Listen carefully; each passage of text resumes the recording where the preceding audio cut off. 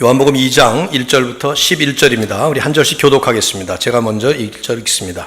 사흘째 되던 날 갈릴리 가나에 혼례가 있어 예수의 어머니도 거기 계시고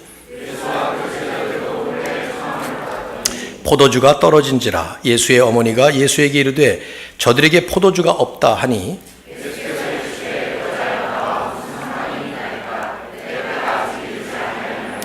그의 어머니가 하인들에게 이르되 너희에게 무슨 말씀을 하시든지 그대로 하라 하니라.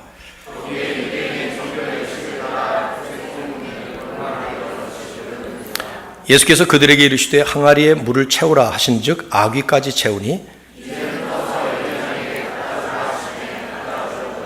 연회장은 물로 된 포도주를 맛보고도 어디서 났는지 알지 못하되 물 떠온 하인들은 알더라. 연회장이 신랑을 불러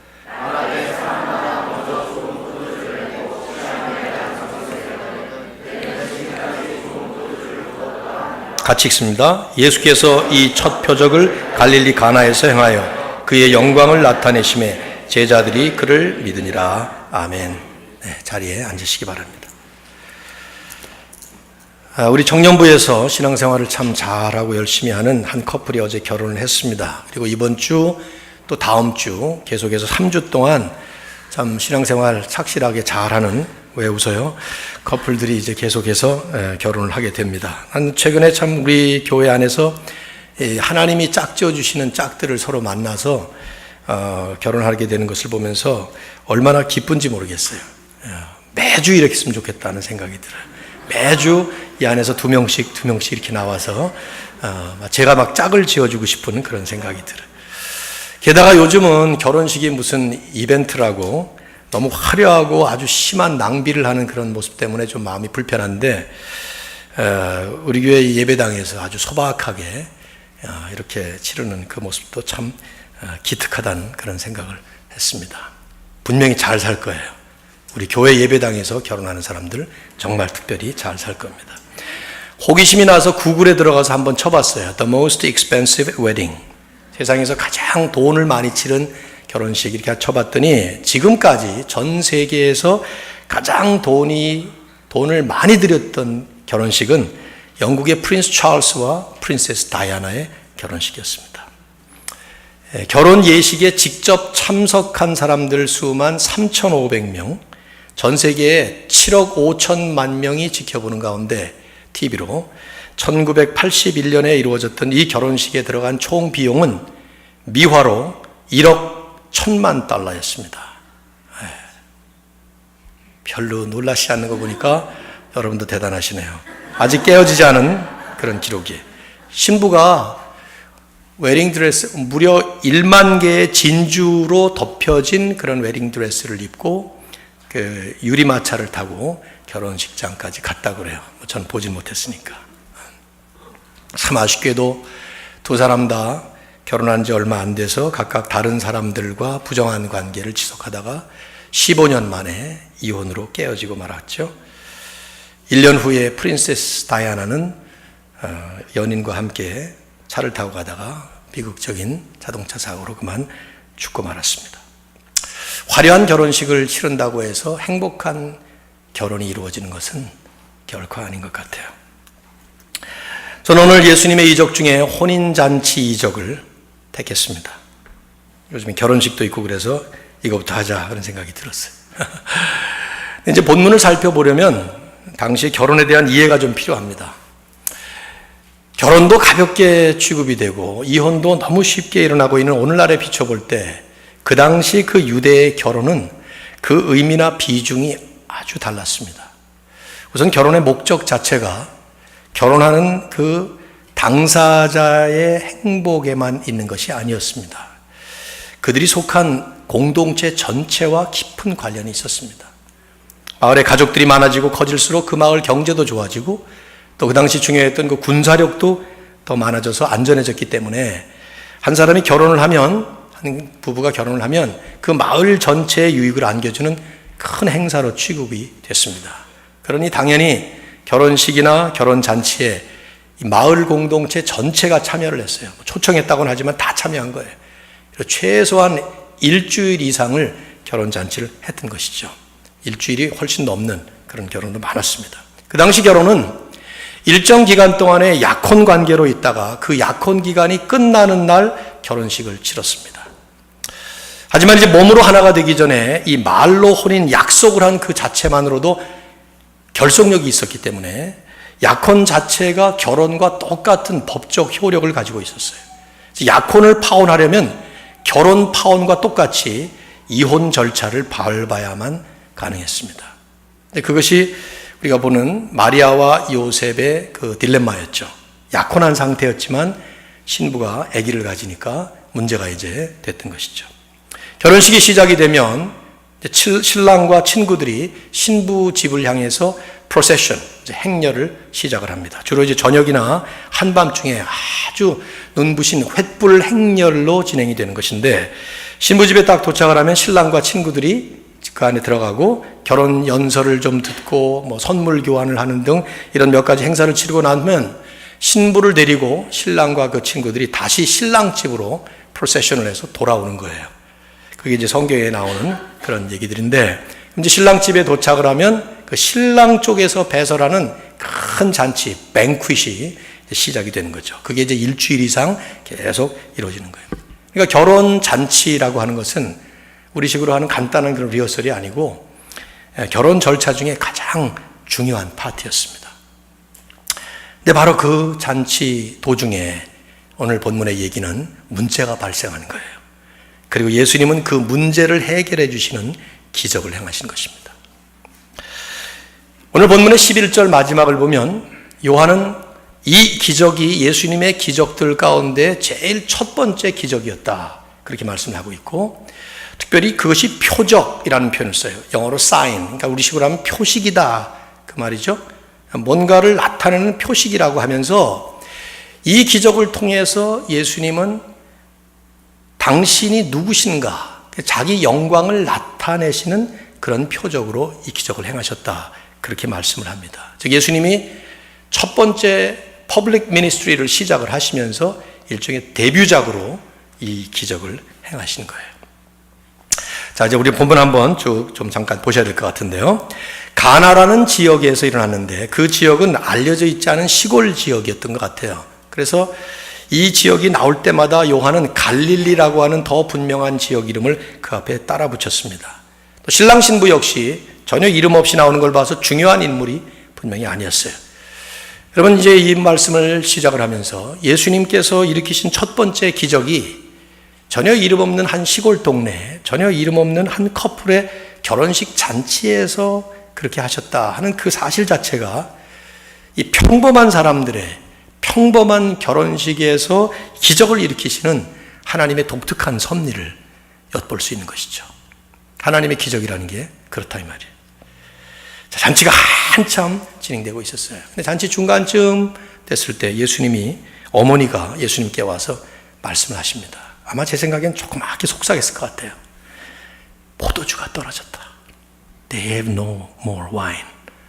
말씀하신 거예요. 저 이제 한국에서 오래전에 그 예식장 주례를 했을 때 그 예식장에서 잘못해가지고 음식이 부족해서 하객들이 절반 이상이 식사를 못한 그런 일이 발생을 했어요. 그때 이 주혼 측이 얼마나 당황을 하는지, 그러면서 자기네들이 받은 축의금을 막 꺼내가지고 거기서 돈 봉투를 사다가 봉투에다가 10,000원씩 이렇게 다 집어넣어서 한 분 한 분에게 이걸 다 줬습니다. 죄송합니다. 그래서 막 가시면서 점심 사드시라고 그렇게 나왔어요. 사람들이 그걸 훨씬 좋아하더라고요. 그 캐시를 이렇게 받으면서 아주 막 은혜 받는 모습을 제가 봤는데, 그래서 나도 괜히 먹었다, 나도 받을 걸, 그런 생각 들어요. 현금이 이제 더 좋은 모양이죠. 근데 지금 이 상황은요, 그런 식으로 해결할 수 있는 상황이 아니었어요. 잔치가 끝나기도 전에 포도주가 떨어졌다는 그 사실은 이 신랑 신부가, 특별히 신랑 측이 아주 가난했다는 뜻이고 최선을 다해서 준비하긴 했지만 그게 모자랐던 것이죠. 그 당시는 결혼식을 치르는 그 신랑 측이 모든 비용을 부담해야 되기 때문에 결혼식에 참석을 하고 나면 다음에 자기 가정의 결혼식을 치를 때 모든 손님들을 그 동일한 수준으로 대접해야 되는 책임이 있었습니다. 뭐 우리도 좀 그렇지 않습니까? 문화적으로. 이런 식으로 만일에 결혼 잔치를 망치게 되면, 포도주는 대단히 중요한 것이었는데 망치게 되면 단순히 신랑 측은 사회적 책임이나 도의적 책임뿐만 아니라 법적 책임까지 지게 돼 있었어요. 만일에 손님들 가운데 혹은 신부 측에서 소송을 제기하면 그 신랑 측은 법적인 제재를 받게 돼 있었습니다. 그러니까 지금 이 상황은 잔치 도중에 포도주가 떨어졌다는 것은 그냥 미안하고 민망한 정도의 상황이 아니에요. 이건 대단히 심각하고 아주 큰 문제가 발생한 것이죠. 이 신랑이 결혼한 다음에 그 마을에서 버티기는 쉽지 않았을 거예요. 예수님의 어머니가 예수님께 오셔서 말씀하신 걸 보면 포도주가 떨어졌습니다. 그리고 곧 이어서 하인들에게 지시하시는 것을 볼 때 마리아는 초대받은 손님이었다기보다는 아마 신랑 쪽과 가까운 친척 관계였던 것 같아요. 그래서 이미 거기 계셨고 예수님은 사역을 하시다가 이 얘기를 듣고 또 초대를 받은 듯이 해서 제자들과 함께 참석을 하신 것이죠. 예수님의 어머니가 포도주가 떨어졌다라고 말씀을 했을 때 그 말뜻은 이적을 행하시오 이런 말씀은 분명히 아니었어요. 왜냐하면 아직까지 예수님이 이적을 행한 적이 한 번도 없기 때문이죠. 그러나 예수님의 어머니 마리아는 적어도 당신의 아들인 예수가 어떤 존재인지에 대해서는 다른 사람들이 전혀 모르는 내용을 잘 알고 있었던 분입니다. 여러분 잘 아시잖아요? 그렇죠? 약혼만 하고 있던 처녀 시절의 어느 날 천사 가브리엘이 와서 직접 전해준 말이 있어요. 내가 처녀로 잉태하여 아들을 낳을 것이다. 그러면 그 아들을 예수라 하라. 그는 지극히 높으신 이의 아들이라 일컬어질 것이다. 다윗의 왕위를 그에게 주리니 영원히 왕으로 다스릴 것이며 그 나라는 영원 무궁하리라. 이런 얘기를 들었습니다. 그러니까 마리아도 놀라서 내가 남자를 알지 못하는데 어떻게 처녀로 애를 낳습니까? 이게 도대체 무슨 말입니까? 놀랬던 적이 있죠. 성경을 보시면은. 그러나 결국 이제 성령으로 잉태하시고 예수님을 낳습니다. 낳자마자 목자들이 찾아오고 이방 박사, 동방 박사들이 찾아오고 이상한 선물을 갖다 주고 그런 일들을 계속 겪어요. 예수님이 12살 됐을 때 잠깐 예수님과 이렇게 헤어지는 그런 며칠 동안 그런 일이 있는데 그때도 예수님께서 그런 말씀을 하시죠. 내가 내 아버지 집에 있어야 할 줄을 알지 못하셨습니까? 그때 사람들은 그 말이 무슨 말인지 하나도 이해를 못했어요. 그러나 마리아는 그 말씀을 이해를 했습니다. 그리고 다시 나사렛에서 돌아와서 계속 살아갈 때에 누가복음 2장 51절을 보면 그 어머니는 이 모든 말을 마음에 두니라. 그렇게 성경은 간단하게 얘기를 하고 있습니다. 그러니까 마리아는 자신의 아들인 예수가 일반 아들이 아니라 하나님의 아들이시고 이 땅에 오신 메시아라는 사실을 처음부터 믿고 있었어요. 그리고 점차 세월이 가면서 그 믿음이 깊어지면서 주님께서 30세가 되어서 드디어 이 퍼블릭 미니스트리를 시작하신 이때쯤에는 이제 메시아로서의 사역을 은근히 기대하고 있었겠죠. 그런 질문을 했을 거예요. 언제 메시아로서 일을 시작하실 것인가? 그러다가 지금 이 순간에 혹시 지금이 바로 그때인가? 아마 이런 생각을 했던 것 같아요.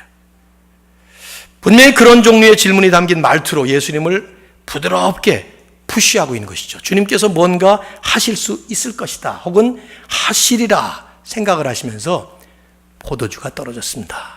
하고 얘기한 것이죠. 그 다음에 이제 주님이 대답하시는 그 대답을 보면 바로 그런 데 대한 대답인 것을 암시적으로 표현하고 있어요. 그런데 이제 주님의 대답이 우리 들리기에 대단히 당혹스럽게 말씀을 했습니다. 여자여, 나와 무슨 상관이 있나이까? 내 때가 아직 이르지 아니하였나이다. 혹시 이 자리에 계신 어머니들, 자녀들 가운데 어느 날 여자여 하고 여러분에게 나가와서 무슨 얘기를 한 적이 있다면 아마 그 뺨따기를 맞아도 그 시원치 않을 만한 그런 용어일 거예요. 나를 찾아와가지고 남자여 뭐 이런 식으로 누가 내 아들이나 내 딸들이 그런다면 미쳤냐 그러면서 아마 제가 반응했을 것 같아요. 그러니까 우리가 성경을 읽을 때 이거 우리 식대로 보면 이게 이해가 도대체 안 되는, 이게 상당히 난해한 그런 표현이죠. 근데 여러분이 이제 성경, 특히 복음서를 잘 읽어보시면 예수님은 이 용어를 많이 쓰셨어요. 여자여 하는 말씀이 한두 번 쓰신 게 아니에요. 가나안 여인이 딸의 귀신 들린 문제 해결해달라고 그럴 때도 여자여 내 믿음이 크도다 그러셨죠. 우물가의 여인 여자여 또 그럽니다. 요한복음 4장 21절로 가늠하다 잡힌 여인에게도 그러고 부활하신 다음에 무덤 앞에서 울고 있는 막달라 마리아를 향해서도 여자여. 어머니에게는 또 한 번 쓰셔요. 언제 쓰셨죠? 십자가 위에서 요한을 가리키면서 여자여 아들입니다. 나 대신 아들로 삼고 사십시오. 그런 뜻을 말씀할 때도 여자여 그랬어요. 그러니까 이 용어는 지금 어느 나라에도 쓰지 않고 있는 그런 용어이긴 하지만 그 당시에는 우리 생각과는 달리 아주 깊은 사랑의 표현이고요. 또 윗사람에게는 존경의 표현이었습니다. 굳이 이걸 표현한다면 영어의 매담, 마담 뭐 이런 거나 아니면은 남부에서 맘 하는 그런 말들하고 비슷할 것 같은데 뭐 그거하고도 좀 달라요. 아무튼 상당히 이거는 좋은 용어였죠. 근데 이제 그럼에도 불구하고 더 중요한 것은 이 용어는 아들이 자기 어머니에게 사용하는 용어는 아니었습니다. 즉 예수님께서 지금 자신의 어머니를 어머니여 하지 않고 여자여 하고 부르신 것은 이제 이 순간부터는 이미 주님과 마리아의 이 관계는 주님이 퍼블릭 미니스트리를 시작하시면서부터는 다른 관계가 됐다는 거예요. 예수님은 더 이상 마리아의 아들만이 아니라 하나님의 아들로서 이 땅에 오신 세상을 구원할 메시아이며 구세주가 되셨다. 그렇게 나타나신다 하는 것을 이런 뜻으로 표현하신 것이죠. 그래서 그 다음에 말을 붙인 것입니다. 나와 무슨 상관이 있나이까? 영어 표현이 더 맞아요. Why do you involve me? 왜 저를 이 일에 개입시키십니까? 그런 얘기를 하는 거예요. 그게 그 뜻이에요. 그러면서 내 때가 아직 이르지 아니했습니다. My time has not come yet. 요한복음에 예수님이 자기를 가리켜서 내 때, my time, 또 요한이 그분의 때, his time이라고 표현할 때는 언제나 그것은 십자가의 때를 얘기를 했습니다. 구속을 완성시키기 위해서 십자가에 달려서 죽으시는 바로 그때 메시아의 구원 역사는 오직 그 십자가를 통해서만 이루어지게 되는데 바로 그 십자가의 때가 아직은 이루어지지 않았다 하는 얘기를 지금 이렇게 하신 것이죠. 마리아가 기대하고 있는 메시아 사역에 대해서 예수님은 그렇게 표현을 하신 거예요. 예수님 지금 십자가를 생각하고 계신 것이죠.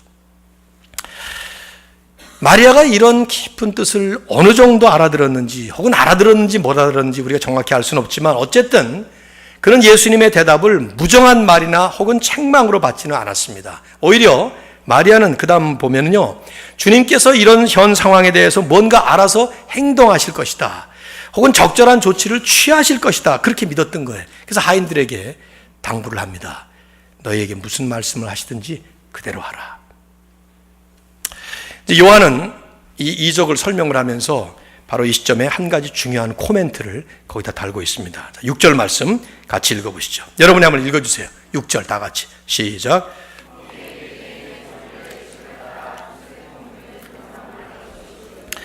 거기에 유대인의 정결 예식을 따라 두세 통 드는 돌 항아리 6이 놓여 있었다. 그 옆에 이제 항아리 6이 있었는데 이게 유대인의 정결 예식에 쓰던 그런 물을 담아놓는 한 통이 두세 통, 한 항아리가 두세 통 이렇게 표현을 하고 있는데요. 거기 통이라고 번역된 말은 좀 이제 우리말로는 감이 안 오는 그런 이 용량이에요.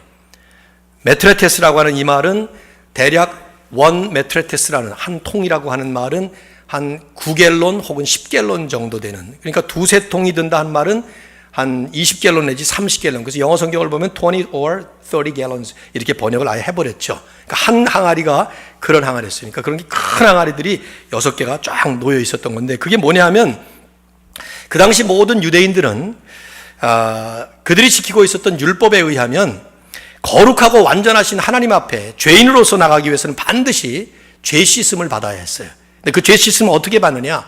자기가 깨끗하게 하나님 앞에 나갈 만한 죄 씻음을 받기 위해서는 이런 purification ceremony, 정결 의식을 행해야만 했습니다. 이게 율법에 얼마나 복잡하고 얼마나 많은 조항으로 나와 있는지 몰라요.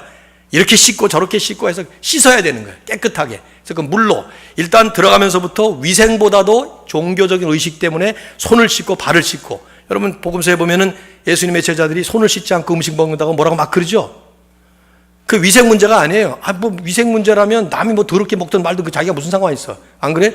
그는 종교적인 의식 때문에 그걸 안 씻는다. 그래서 그렇게 비난을 한 것인데, 그런데 사용되는 그런 물 항아리가 거기 있었던 것이죠. 근데 예수님이 하인들에게 명령을 내리셔요. 항아리에 물을 채워라. 그러니까 하인들이 채웁니다. 가득 채워서 아구까지 채웠다 그랬어요. 그러니까 이제는 떠서 연회장에게 갖다 주라. 그 물을 떠서 말이죠. 이미 포도주로 바뀐 것이죠.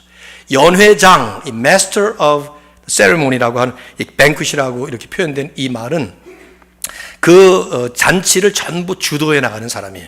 손님들 가운데 한 사람을 뽑아서 이 잔치 전체를 책임지고 총지휘할 사람을 세우는 건데, 이 사람이 그 잔치에 필요한 모든 것들을 다 공급할 수 있도록 책임지는 사람이에요. 지휘하는 사람이죠.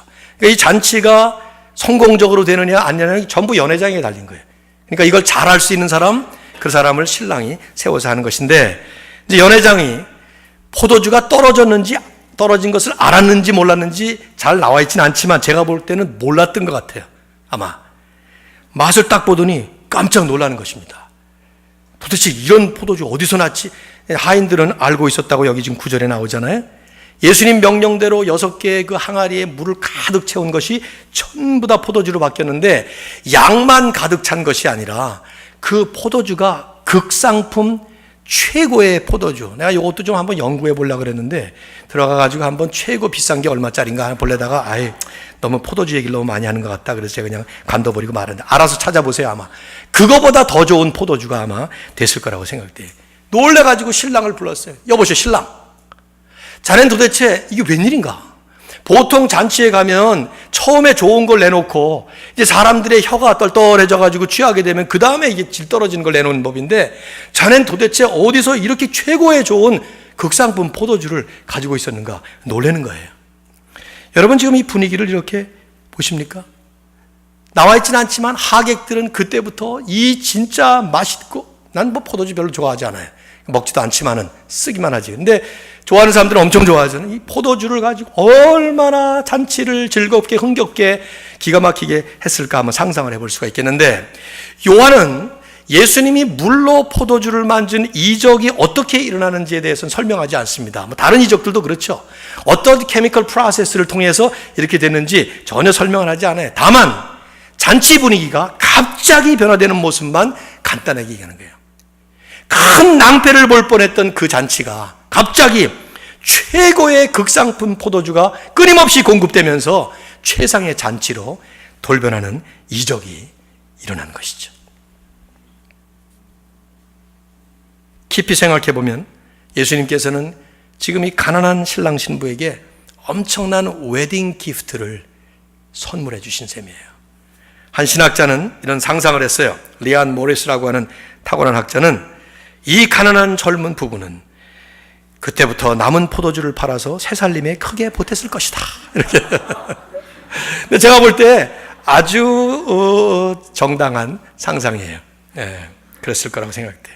그러니까 단순히 곤경에 빠졌던 그 신랑 신부의 문제를 해결해 주신 것만이 아니라 이 불행한 재난을 겪을 뻔했던 잔치를 한순간에 풍성한 잔치로 변화시켜 버리신 것이죠. 그리고 그걸 제공해 주신 것이죠. 빌립보서 4장 19절이 생각이 났어요. 나의 하나님이 그리스도 예수 안에서 영광 가운데 그 풍성한 대로 너희 모든 쓸 것을 채우시리라. 참 은혜로운 말씀 아니에요? 따라해 보세요. 나의 하나님이 그리스도 예수 안에서 영광 가운데 그 풍성한 대로 너희 모든 쓸 것을 채우시리라. 요한은 11절에 간단하게 이렇게 결론을 맺었습니다. 예수께서 이 첫 표적을 갈릴리 가나에서 행하여 그의 영광을 나타내심에 제자들이 그를 믿으니라. 예수 그리스도가 메시아라고 하는 그 영광스러운 당신의 정체성을 이 이적을 통해서 나타내셨고, 제자들은 그것을 보면서 믿게 되었다는 것이죠. 그 말씀도 제가 가만히 묵상을 해보면 이적의 수혜자들은 많았어요. 그 이적 때문에 신랑도 신부도 또 그 Master of the Banquet 그 사람 연회장도 또 모든 하객도 다 했지만 믿은 것은 제자들 뿐이었어요. 가만히 보면 말이죠. 종종 이적을 일어날 때 믿는 사람만 믿게 되는 것도 그런 모습이 아닌가 생각돼요. 간단한 교훈을 몇 가지로 정리를 하고 말씀을 마치겠는데요. 여러분 질문해 보세요. 왜 주님이 이런 식의 이적을 첫 번째 이적으로 행하셨을까 하는 것입니다. 자기 영광을 나타내시고 예수 그리스도가 메시아라는 것을 드러내 보이시는 이 데뷔작인데, 이것이 첫 번째 이적을 제가 볼 때 뭐 물로 포도주 만드는 그런, 나는 대단히 시시한, 너무 시시한 그런 시골 마을에 이름도 없는 사람들에게 이런 걸 하셨을까? 이런 생각이 드는데, 여러분 생각해보세요. 여러분이 어떤 중요한 자리에 처음 데뷔하신다 생각을 해보십시오. 오늘 예진 자매가 이렇게 나와서 특송을 아주 잘 해줬는데, 아주 중요한 콩쿠르에 이렇게 나간다든가, 다음 주에 대통령 선거가 있는데 여러 지금 입 후보자들이 나오고 있지 않습니까? 예. 그분들이 정계에 첫 번째로 진출할 때 어떤 식으로 빵빠레를 울리면서 등장을 하겠어요? 근데 예수님은 포도주 만들었다 이러면서 지금 등장하신 건데,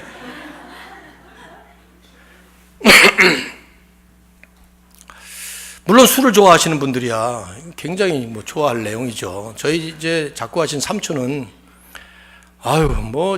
술을 너무 좋아하셨던 분인데 술로 돌아가셨지만 성경 얘기를 엄청 들었죠. 저한테도 듣고 그럴 때마다 성경에 나오는 술에 대한 얘기를 꿰고 계셨어요. 그리고 그걸 어쩌면 근데 정말 긍정적인 장면이 많아요. 아브라함이 소돔과 고모라 전쟁에서 돌아올 때 멜기세덱이 떡과 포도주를 가지고 등장을 합니다. 그게 사실 성찬식을 표현하는 건데 거기 포도주 이게 딱 들어. 요셉이 감옥에 갇혔을 때 바로의 떡장관과 술장관이 같이 갇혔다가 떡장관은 사형당하고 술장관은 복직이 됩니다. 그거 얼마나 우리 삼촌이 좋아하셨는지, 하나님도 술장관을 사랑하셨다 이러면서 야, 그리고 이런 장면, 첫 번째 기적을 술 만드셨다. 그것도 극상품. 디모데에게 바울이 너는 물만 마시지 말고 자주 나는 위장병 때문에 포도주도 써라. 이런 말씀. 아주 이런 거 다 꿰고 계셨어요. 그러니까 이런 분들이 딱 보시면은 이게 얼마나 위대한 이적이냐 생각하실지 모르지만, 이런 이적을 가지고 첫 번째 데뷔작을 하셨는지 쉽게 이해가 안 되죠. 표적이었어요, 이것이. 이걸 가지고 뭔가를 사인을 보내주신 거예요. 무슨 사인이냐, 무엇을 뜻하는 것이냐 하는 걸 찾는 게 중요해요. 요한복음 전체에서 이 첫 번째 데뷔작을 통해서 예수님께서 보여주신 그 사인이 무엇이냐, 뭘 보여주신 것이냐, 두 가지만 얘기를 하겠습니다. 첫째는 이 이적은 예수 그리스도께서 베풀어 주시고 예수 그리스도께서 이루어 주실 하나님 나라의 잔치를 보여준 사건이었습니다. 여러분 성경을 보시면요, 성경은 자주자주 예수님을 신랑으로, 그리고 믿는 우리 성도들과 교회를 신부로 혹은 혼인잔치에 초청받은 자로 비유를 하죠. 많은 말씀들이 나옵니다. 제가 좋아하는 말씀 계시록 19장 9절을 보면 어린 양의 혼인잔치에 청함을 받은 자들은 복이 있도다. 예수님이 신랑이고 교회는 신부라는 얘기는 워낙 많고요.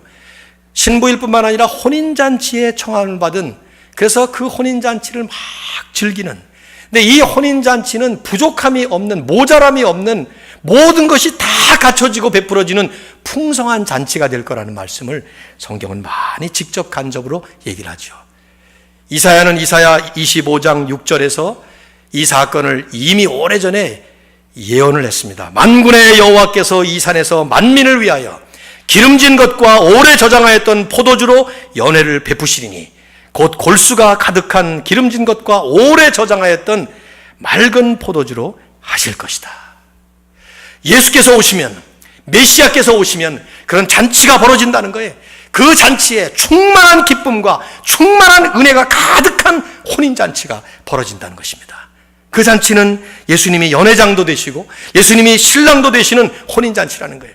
그리고 모든 믿는 자들은 개인적으로나 교회적으로나 신부가 되든지 혹은 잔치에 초청받은 자가 되어서 그 잔치의 풍성한 그 축복과 은혜를 마음껏 만끽할 수 있는, 이 이적 속에서 최고의 포도주가 제공되었던 것처럼 최고의 하늘의 음식과 최고의 하나님의 축복과 은혜가 그 안에서 누려지는 그런 놀라운 역사를 예수 그리스도께서 이루신다 하는 것이죠.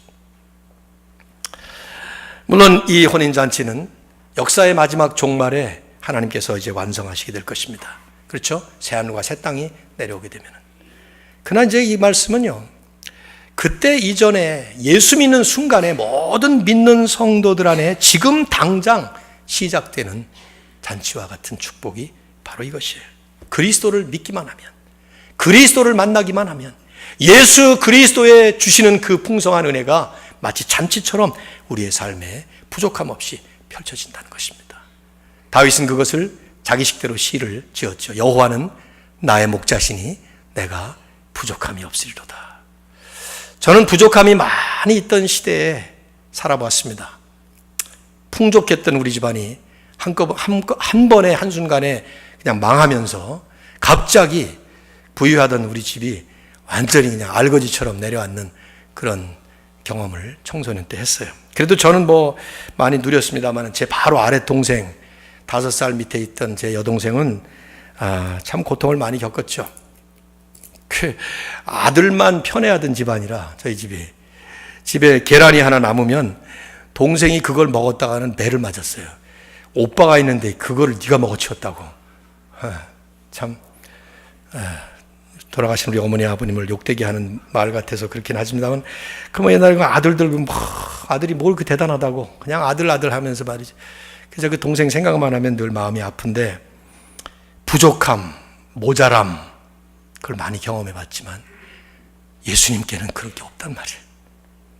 주님을 믿게 되면 이 세상의 잔치는 걸핏하면 부족하고 풍족했다가도 사라져버리지만 주님 안에는 이 부족함이 없는, 모자람이 없는, 끊임없이 하나님의 은혜와 축복이 공급되는 그런 하나님의 축복, 그걸 우리가 누린다는 것이죠. 주님이 직접 그런 말씀 하시지 않았어요? 내가 너희에게 나의 평안을 주노라. I will give you my peace. 그러면서 내가 너희에게 주는 내 평안은 세상이 주는 것 같지 아니하노라.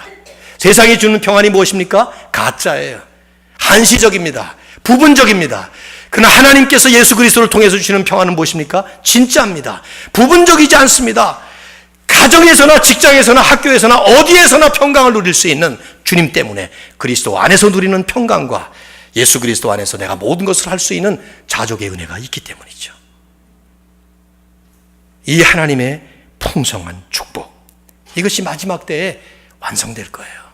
새하늘과 새 땅이 이 땅에 다시 이루어지면서 그 역사의 종말에 예수 그리스도께서 신랑으로 재림하시고 연회장으로 그 잔치를 이끌어 가시면서 우리를 모두 다 신부 삼으셔서 하나님의 영광된 그 잔치에 우리를 이미 초청하셨고, 그리고 그 자리에 우리는 들어가서 마음껏 그것을 누릴 거예요. 사망이 없고 애통하는 것이 없고 아픔이 없고 괴로움이 없는 모든 것이 무조건 다 완벽한 perfect goodness를 이루는 그런 하나님의 축복이 우리에게 누려지는, 신나지 않으세요 여러분? 생각만 해도 가슴이 벌렁벌렁 뛰지 않습니까?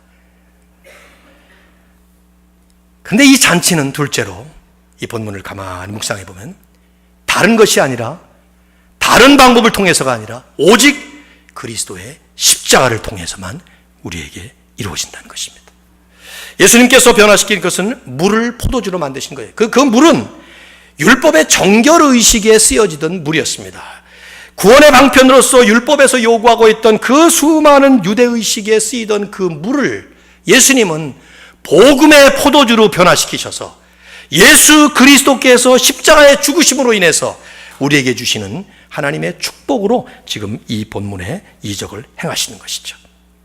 내 노력이나 내 수고나 내가 아무리 선하게 하려고 해도 깨끗해질 수 없는 우리를 하나님 앞에 깨끗한 하나님의 사람으로 설 수 있도록 그리스도께서 죽으심으로써 그 십자가의 피를 통해서 얻어지는, 오직 그 피를 통해서만 얻어지는 죄사함을 받고, 오늘 찬양을 불렀던 것처럼 보혈을 지나서야만 얻을 수 있는 그 죄사함의 은혜를 그리스도께서 우리에게 주시는, 그게 바로 오늘 이 본문의 그 항아리에 있는 물을 완벽한 복음의 포도주로 만드신 기적의 의미였던 것이죠. 바로 이걸 요한은 지금 보여주고 있는 거예요. 예수님은 사인으로 지금 보여주시는 거예요. 여러분 상상을 해보셔야 돼요. 지금 잔치가 벌어지고 있어요.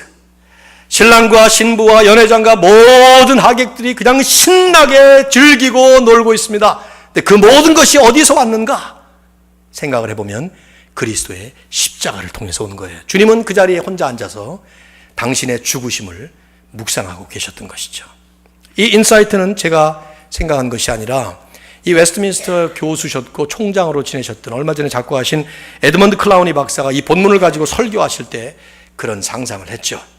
그 잔치의 장면을 상상해 본 거예요, 그분이. 그래서 그 자리에 지금 예수님께서 포도주를 만드신 그 기적의 주인공이시고 잔치의 진짜 주인공이시죠. 연회장은 멍청했지만 예수님은 진짜 연회장이 되셔서 다시 그 잔치를 그렇게 만드신 거예요. 그때 예수님은 홀로 앉아서 다른 사람은 축배의 잔을 들고 기쁨의 잔을 지금 마시고 있을 때 본인은 죽음의 잔을 마시면서 십자가의 죽음을 묵상하고 계셨던 거예요. 근데 바로 그것 때문에 우리는 더 이상 그런 슬픔과 괴로움이 아닌 기쁨과 즐거움으로 하나님이 주시는 평강과 풍족한 은혜로 가득 누릴 수 있게 됐다는 것입니다. 에드먼드 클라운에는 이렇게 말했어요. 그 결혼잔치의 모든 기쁨 속에서 예수 자신께서 슬픔을 마심으로써 그를 믿는 당신과 나는 이제는 이 세상의 모든 슬픔 속에서 다가오는 기쁨을 마음껏 마실 수 있게 된 것이다. 하나님의 은혜가 우리에게 바로 그렇게 축복으로 주어진 것입니다. 사랑하는 성도 여러분, 오늘 이 이적을 보고 떠나가시면서 장난치지 마세요. 포도주 한잔 해야 된다, 그 뜻 아닙니다, 여러분. 이 이적의 진짜 뜻이 무엇이냐 말씀을 드렸어요. 우리에게 그리스도를 통해서 주신, 그리스도를 통해서 이루신 그 천국의 고갈함이 없는, 부족함이 없는, 목마름이 없는 풍성한 그 잔치, 바로 그것이고, 그것은 오직 예수 그리스도의 십자가의 죽으심과 부활을 통해서 우리에게 주시는 축복이라고요. 저는 요즘에 좀 마음이 좀 불편해요. 많이 30여 년 목회를 하면서 자꾸만 요즘의 기독교가 신율법주의로 돌아가고 있다는 생각을 자꾸만 하게 됩니다. 무슨 말이냐? 율법이 이룰 수 없는 것을 예수 그리스도께서 십자가를 통해서 다 이루셨어요. 이미 다 이루셨어요. 끝난 것입니다. It is finished. 예수님도 스스로 말씀하시기를 다 이루었다 말씀하셨어요. 근데 우리는 자꾸만 거기에 뭔가를 더 첨가하려고 합니다. 율법의 의식들을 첨가하려고 합니다. 이걸 해야 된다, 저걸 해야 된다, 이래야 된다, 저래야 된다. 안 하면은 나도 괴롭고, 안 하는 사람들을 정죄하는 자기의에 빠지기도 하고요. 여러분, there is nothing more, nothing else to add to the cross. 예수 그리스도의 십자가 위에 우리가 첨가할 것이 아무것도 없어요. 그 외에 필요한 것이 아무것도 없습니다. It is done. 다 끝난 것입니다. 그리스도께서 저와 여러분을 위해서 모든 것을 다 이루신 것입니다. 우리는 다시 십자가로 돌아가야 돼요. 십자가를 향해서 우리의 눈에 초점을 맞춰야 돼요. 믿음의 주여 온전케 하시는 분이 예수 그리스도에게 우리의 눈에 초점을 맞추고, 이 세상 그 어떤 사이비 같은 사단의 그 속삭임에 속아서는 안 됩니다. 그 말은 열심히 신앙생활 하지 말라는 뜻이 아닙니다. 그리스도의 충만한 그 은혜가 십자가를 통해서 이미 우리에게 주어졌다는 것을 분명히 믿음으로 믿으시고 감사함으로 누리시면서 그것이 완성될 날을 향해서 끊임없이 여전히 그리스도만을 바라보셔야 된다는 것이죠. 이런 하나님의 귀한 축복과 은혜가 우리 모두에게 함께 하시기를 예수 그리스도의 이름으로 축원합니다. 하나님 감사합니다. 주의 은혜로 오늘도